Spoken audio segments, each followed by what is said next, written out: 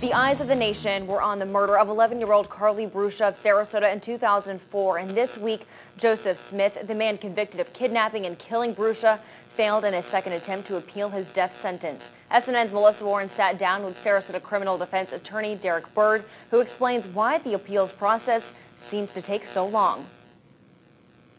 Death penalty cases don't go to the appellate court. Death penalty case is a special exception.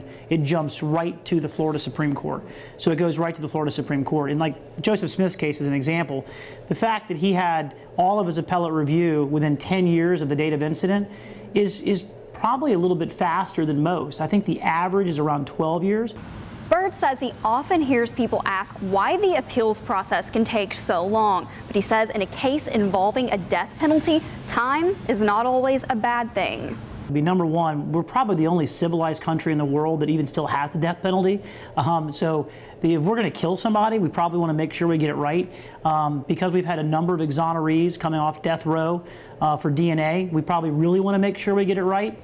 So if it does take a long time, and I am probably defending the judicial system on this, I think that's for a reason. I think that due process is important. Death penalty cases tend to be a lot longer than a typical trial. A second appeal, like the one Smith just had upheld, is known as post-conviction relief and can also take time. And the lawyer is kind of on trial himself or herself, defending what they did in the person's trial.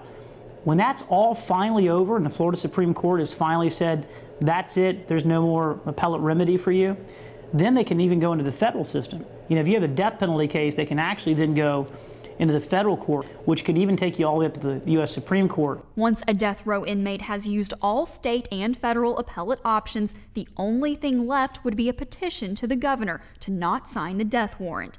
In Sarasota, Melissa Warren, SNN, the Suncoast News Network.